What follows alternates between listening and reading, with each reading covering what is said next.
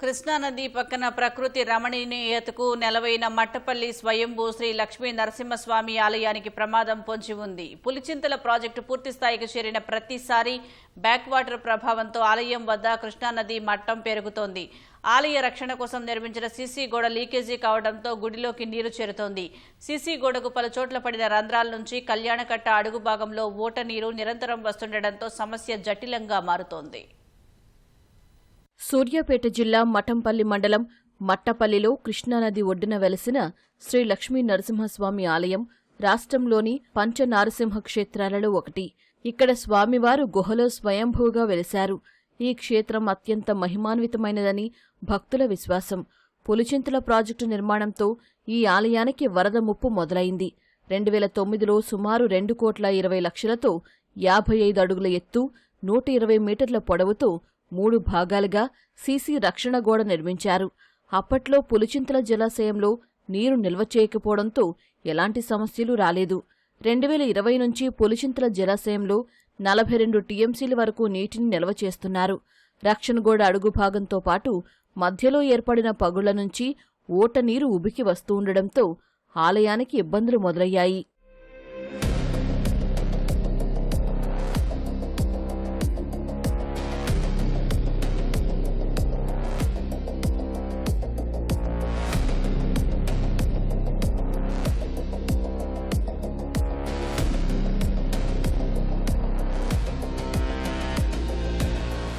Pulichintala project Andhra Pradesh పరిధిలో ఉండడంతో అక్కడి హైకోర్టును 2021లో ఆలయ పాలకవర్గం ఆశ్రయించింది. వెంటనే మరమ్మతులు చేపట్టాలని కోర్టు తీర్పు ఇచ్చింది. ఏపీ సర్కారు రిట్ పిటిషన్ వేయడంతో పనులు మొదలు కాలేదు. తర్వాత కరోనా కారణంగా ఎవరూ పట్టించుకోలేదు.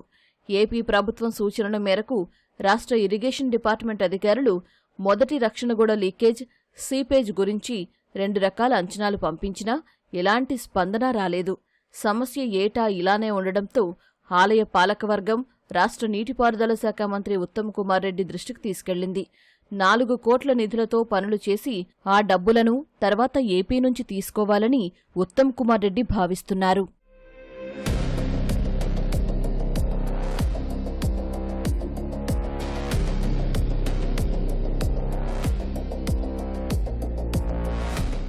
ఏడాదిలో 3-4 నెలల పాటు ఆలయ ప్రాంగణమంతా నీటితో నిండి ఉండడంతో భక్తులు ఇబ్బందులు పడుతున్నారు. నీటితో పాటు మొసళ్లు, పాములు వంటి జలచరాలు లోపలికి వస్తుండడంతో భక్తులు బిక్కుబిక్కుమంటూ దర్శనం చేసుకోవాల్సి వస్తోంది. ఆలయ సిబ్బంది ఎప్పటికప్పుడు నీటిని హైస్పీడ్ మోటార్లతో ఎత్తిపోస్తున్నారు. ఒకవేళ మోటార్లు మొరాయిస్తే నీరు ధ్వజస్తంభం వరకు నిలుస్తోంది. దర్శన టికెట్లు అమ్మే ప్రదేశం, కళ్యాణకట్ట జలమయమవుతున్నాయి. దేవాలయ ప్రాంగణంలో నాచు పేరుకుపోయి భక్తులు జారి పడిపోతున్నారు.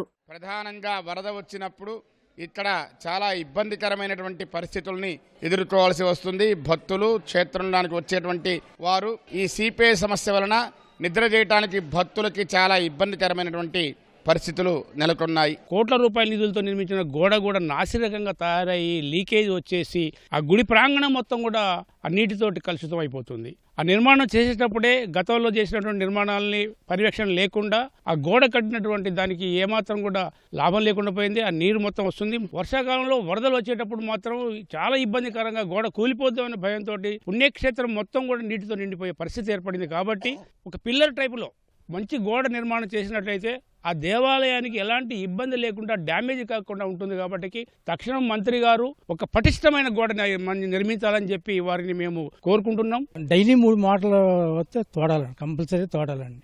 ఆ మోటార్లు ఆగితే మాత్రం గుడిలోకి వచ్చేస్తాయి నీళ్ళు. గర్భగుడిలో పోయి దేవుడికి ఇక్కడ దాకా వచ్చినాయండి. దేవుడికి తొందరగా సాల్వ్ చేయాలని కోరుకుంటున్నాం మంత్రులు. సాధారణంగా పులిచింతల ప్రాజెక్టు నిల్వ సామర్థ్యం 45 టీఎంసీలు. సుమారు 32 టీఎంసీల నీరు నిల్వ ఉంటే పుష్కరాల ఘాట్లు, ఆలయ మెట్లు మునిగిపోతాయి. అదే 36 టీఎంసీ పైన ఉంటే మట్టపల్లి ఆలయంలో రిటైనింగ్ వాల్ లీకేజీ ద్వారా ఆలయంలోకి వరద నీరు చేరుతోంది. సమస్య పరిష్కారానికి ఇరు రాష్ట్రాల అధికారులు కలిసి చర్యలు తీసుకోవాలని భక్తులు, ఆలయ సిబ్బంది కోరుతున్నారు. భక్తులు వస్తే లోపలికి వెళ్ళే పరిస్థితి లేదు.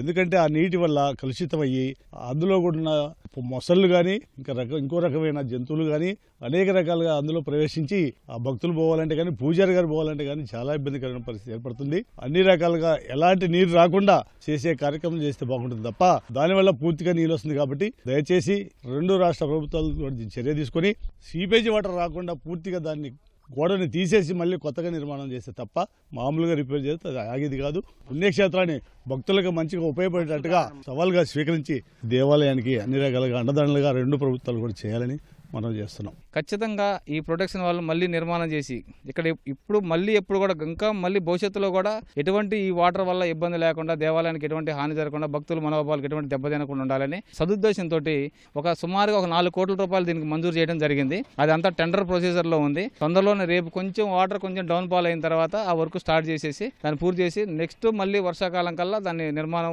పూర్తి చేస్తారని మేము భావిస్తున్నాం. ప్రాజెక్టు ఏపీ జలవనరుల శాఖ పరిధిలో ఉండటంతో సీసీ గోడకు మరమ్మతులు చేయడంలో తీవ్ర జాప్యం జరుగుతోంది. రాష్ట్ర ప్రభుత్వమే పనులు చేయించి ఆ తర్వాత ఏపీ నుంచి డబ్బులు తీసుకోవాలనే ఉత్తమ్ కుమార్ రెడ్డి ఆలోచనపై పనులు చేయకపోతే మరో ఏడాది ఇబ్బందులు పడాల్సిన పరిస్థితే ఉంది. మంత్రి ఉత్తమ్ కుమార్ రెడ్డి చొరవ తీసుకుని సమస్య పరిష్కరించాలని భక్తులు కోరుతున్నారు.